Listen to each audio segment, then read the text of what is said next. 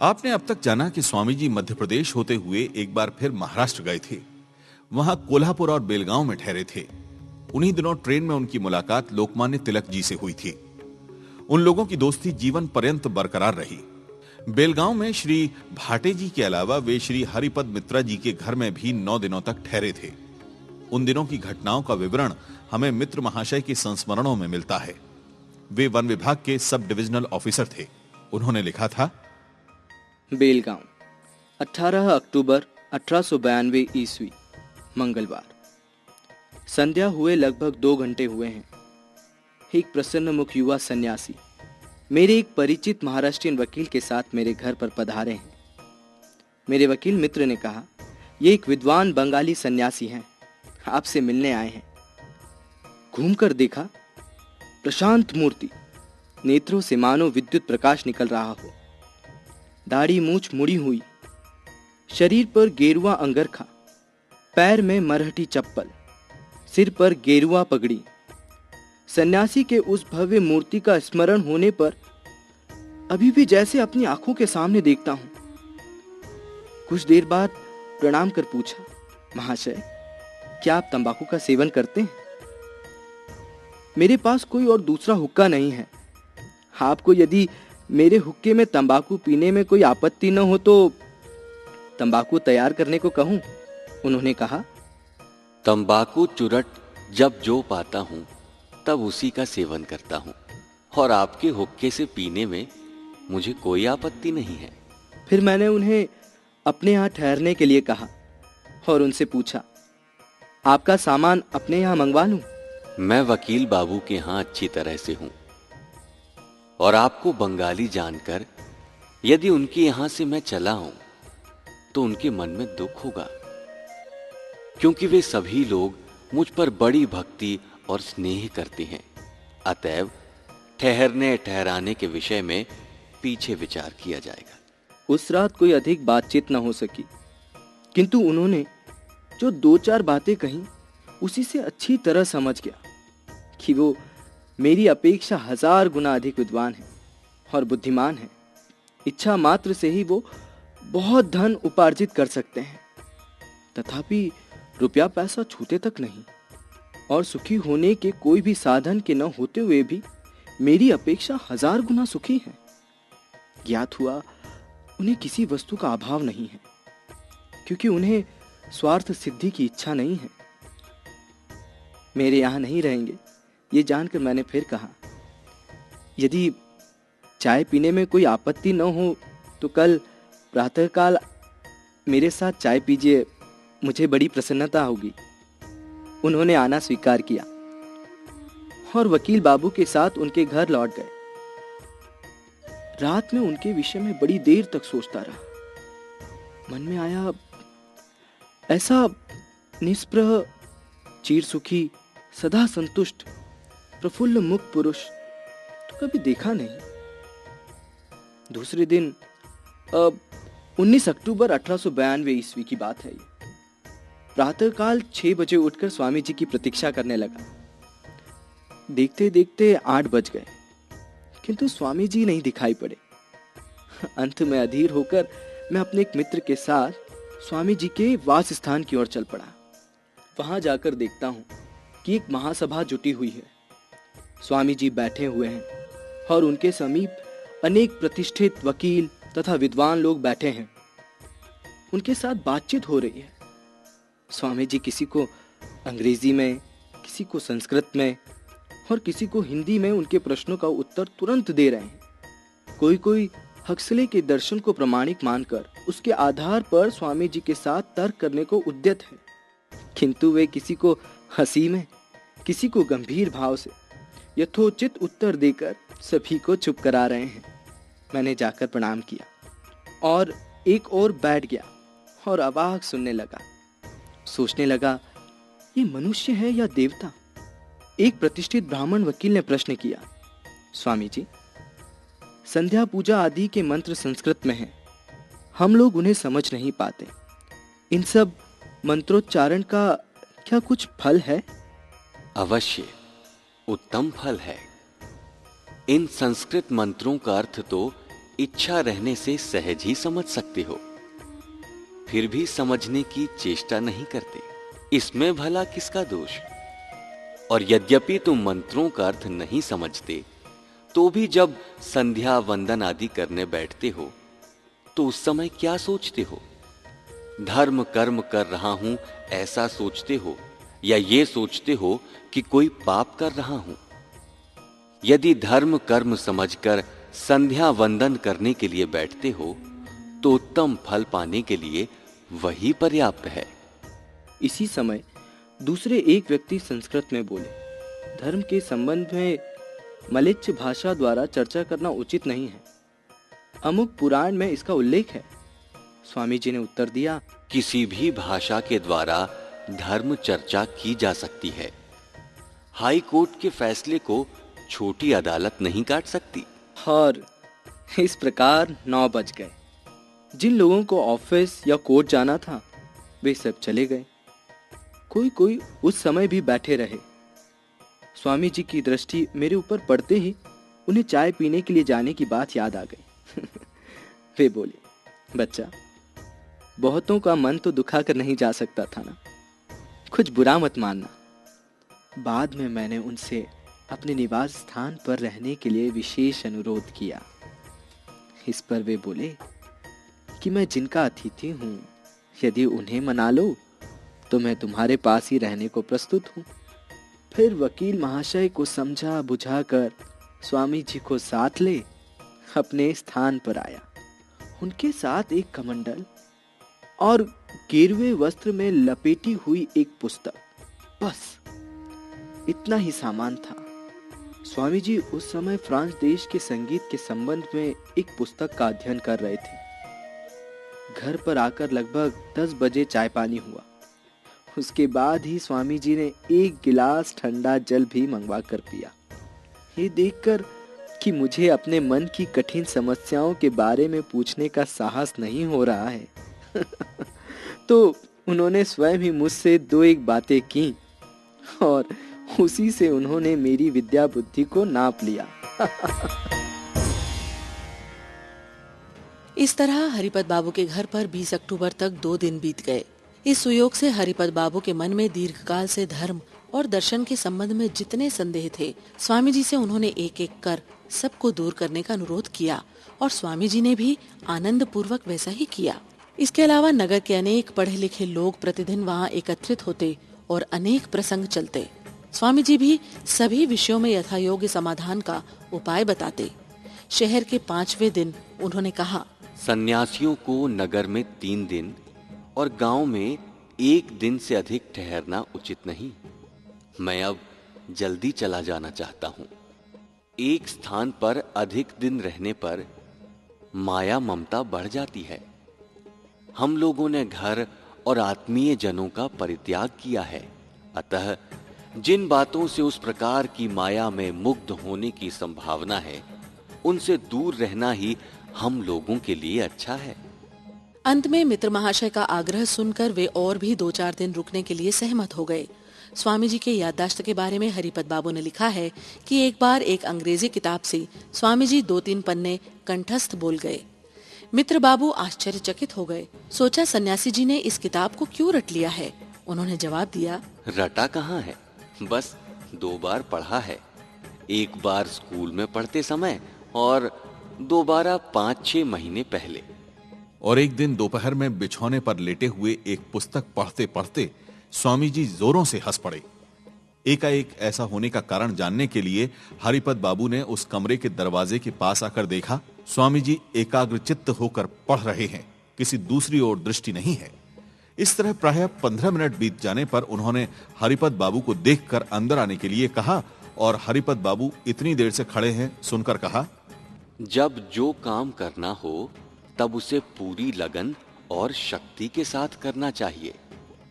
गाजीपुरा के पवहारी बाबा ध्यान, जप, पूजा पाठ जिस प्रकार एक चित्त होकर करते थे, उसी प्रकार वे अपने पीतल के लोटे को भी एक चित्त होकर मांजते थे। ऐसा मांजते थे कि सोने समान चमकने लगता था। स्वामी जी उन दिनों साधारण व्यक्ति की तरह ही हास परिहास गपशप करते पर उसी के बहाने अनेक जटिल समस्याओं का समाधान भी कर देते थे। इसके साथ ही उनकी दृष्टि भी मर्मभेदी थी, प्रत्येक व्यक्ति के मन में अंदर तक देख लेते। एक समय एक धनी का पुत्र स्वामी जी के पास बारंबार आता था और साधु होने की इच्छा प्रकट करता था।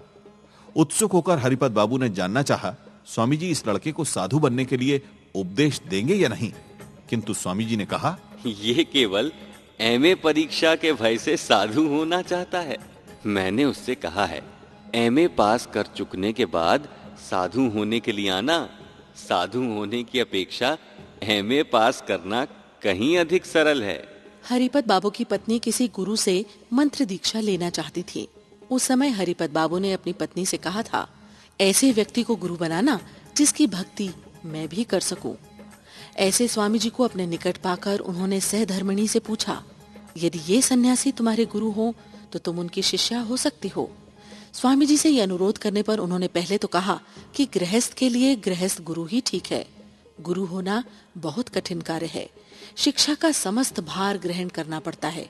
दीक्षा के पहले गुरु के साथ शिष्य का कम से कम 3 बार भेंट होना आवश्यक है, इत्यादि कहकर मित्र दंपति को टालना चाहा, किंतु उन लोगों के तीव्र अनुरोध की उपेक्षा नहीं कर पाए। अंत में 25 अक्टूबर को उन दोनों ने स्वामी जी से दीक्षा ली। एक दिन स्वामी जी ने कहा, कुछ दिन तुम्हारे साथ जंगल में तंबू डालकर रहने की मेरी इच्छा है, किंतु शिकागो में धर्म महासभा होगी, यदि वहां जाने की सुविधा हुई तो वहीं जाऊंगा। हरिपद बाबू ने तुरंत चंदा इकट्ठा करने का प्रस्ताव किया, किंतु स्वामी जी ने कुछ सोचकर उसे स्वीकार नहीं किया। हरिपद बाबू उस समय स्वास्थ्य के लिए औषधियों का अत्यधिक व्यवहार करते थे। इस बात को जानकर स्वामी जी ने एक दिन कहा, जब देखो कि किसी रोग ने अत्यधिक प्रबल होकर धराशायी कर दिया है, उठने की शक्ति नहीं रही, तभी औषधि का सेवन करना, अन्यथा नहीं। मानसिक दुर्बलता आदि रोगों में से तो 90% काल्पनिक हैं। जितने दिन जियो आनंद से रहो, पर जिस आनंद से एक बार कष्ट हो चुका है उसके पीछे फिर और कभी न दौड़ना। तुम्हारे हमारे समान एक व्यक्ति के मर जाने से पृथ्वी अपने केंद्र से दूर तो न हट जाएगी और न जगत का किसी तरह से कोई नुकसान ही होगा। आप भले हो तो जग भला, ये उक्ति कितनी सत्य है कोई नहीं समझता। आज से किसी में बुराई देखने की चेष्टा करना एकदम छोड़ दो। देखना, जितना ऐसा कर सकोगे उतना ही उनके विचार और उनके कार्य बदल जाएंगे। दवा और लोक व्यवहार विषयक दोनों उपदेशों को मान लेने पर हरिपद बाबू का बड़ा कल्याण हुआ था। उन्होंने स्वयं लिखा था, बस उसी दिन से औषधि सेवन का मेरा पागलपन दूर हो गया और दूसरों के दोष ढूंढने की चेष्टा को त्याग देने के फलस्वरूप क्रमशः मेरे जीवन का एक नया भाग उजागर हो गया। और एक दिन की बात है, कलकत्ते में एक व्यक्ति भूख से मर गया। ये समाचार अखबार में पढ़कर स्वामी जी इतने दुखी हुए थे कि उसका वर्णन नहीं हो सकता। वे बारंबार कहते रहे, अब तो देश गया। किसी के द्वारा कारण पूछे जाने पर वे बोले, देखते नहीं, दूसरे देशों में गरीबों की सहायता के लिए poor house, work house, charity fund आदि संस्थाओं के रहने पर भी प्रतिवर्ष सैकड़ों मनुष्य अनाहार से मर जाते हैं, पर हमारे देश में एक मुट्ठी भिक्षा की प्रथा होने से अनाहार के कारण लोगों का मरना कभी सुना नहीं गया। मैंने आज पहली बार अखबार में ये समाचार पढ़ा कि अकाल न होते हुए भी कलकत्ता जैसे शहर में अन्न के बिना मनुष्य मरे। हरिपद बाबू द्वारा पश्चिमी सभ्यता के अनुसार भी भिक्षा देने की प्रथा बंद करने के पक्ष में विचार प्रकट करने पर स्वामी जी अत्यंत उदार दृष्टि के साथ बोले, दोगे तो केवल 2-1 पैसा, उसके लिए वो 1 पैसा वो किस में खर्च करेगा? ठीक खर्च होगा या गलत होगा? ये सब बातें लेकर माथा पच्ची करने की क्या आवश्यकता?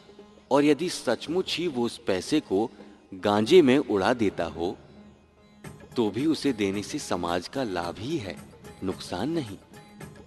क्योंकि तुम्हारे समान लोग यदि दया करके उसे कुछ न दें तो वो तुम लोगों के पास से चोरी करके लेगा। वस्तुतः स्वामी जी के जीवन में ये एक विशेष गुण दिखाई पड़ता है। वे कभी भी पश्चिमी जगत की सभ्यता के मोह से मोहित होकर अपने देश की सभी प्रथाओं की निंदा नहीं करते थे, बल्कि प्रत्येक आचार विचार का उद्देश्य और अच्छाई बुराई सब देखकर तभी किसी निश्चय पर आते। परंतु बाल विवाह के विरुद्ध वे अत्यंत स्पष्ट विचार रखते थे और बेलगांव में उन्होंने इसे व्यक्त भी किया था। हरिपद बाबू ने लिखा है, मैंने पहले से ही स्वामी जी को बाल्य विवाह के बिल्कुल विरुद्ध देखा है। वे सदैव सभी को, विशेषतः युवकों को, हिम्मत बांधकर समाज के इस कलंक के विरोध में खड़े होने के लिए उपदेश देते थे। स्वदेश के प्रति इस प्रकार अनुराग भी मैंने और किसी में नहीं देखा। स्वामी जी के पाश्चात्य देशों से लौटने के बाद जिन लोगों ने प्रथम बार उनके दर्शन किए थे, वे भी नहीं जानते कि वहां जाने के पूर्व वे संन्यास आश्रम के कठोर नियमों का पालन करते हुए, पैसों को स्पर्श तक नहीं करते हुए कितने दिनों तक भारत के समस्त प्रांतों में भ्रमण करते रहे। किसी के एक बार ऐसा कहने पर कि उनके समान शक्तिमान पुरुष के लिए नियम आदि का इतना बंधन आवश्यक नहीं है, इस पर वे बोले, देखो, मन बड़ा पागल है, बड़ा उन्मत्त है, कभी भी शांत नहीं रहता। थोड़ा मौका पाते ही अपने रास्ते खींच ले जाता है। इसलिए सभी को निर्धारित नियमों के भीतर रहना आवश्यक है। सन्यासी को भी मन पर काबू रखने के लिए नियम के अनुसार चलना पड़ता है। मन पर विश्वास करके कभी निश्चित न रहना। स्वामी जी से पहले भी अनेक देशी राजा महाराजाओं का परिचय हुआ था। किसी किसी ने तो दीक्षा भी ग्रहण की थी।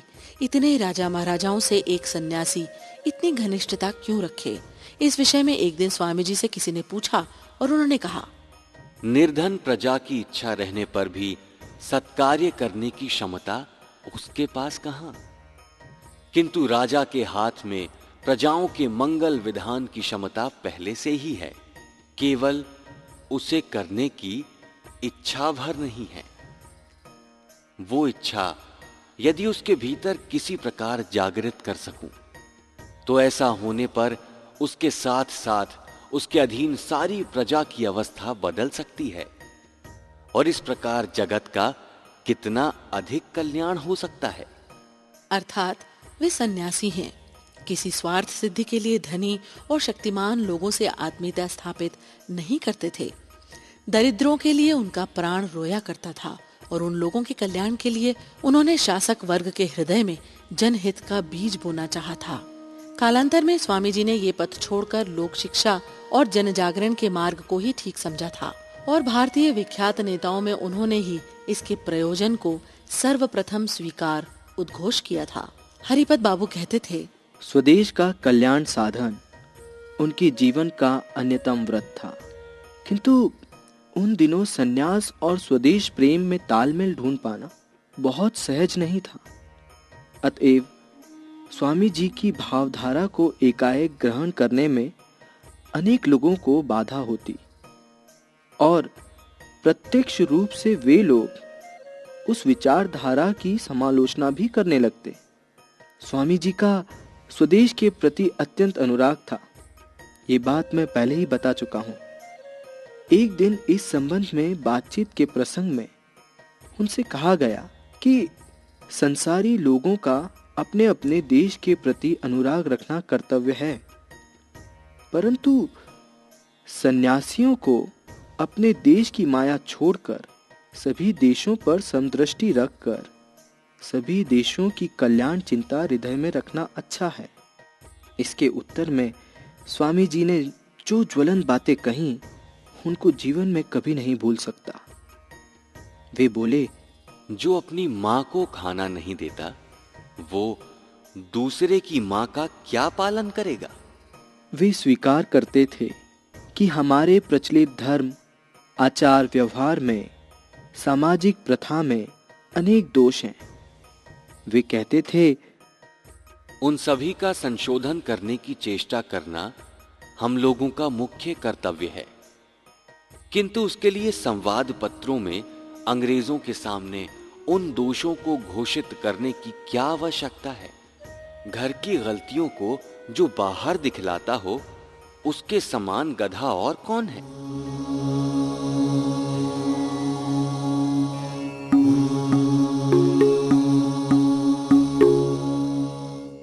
हरिपत बाबू स्वयं अपने आप गीता पढ़ा करते, किंतु उसका अर्थ समझ नहीं कर पाते थे।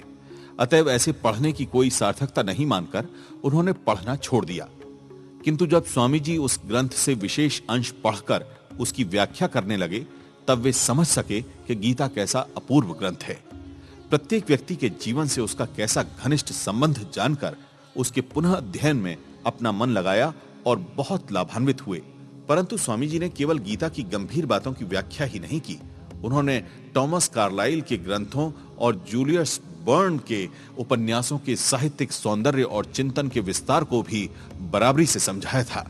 हरिपत बाबू के घर में देखते देखते 8 दिन बीत गए।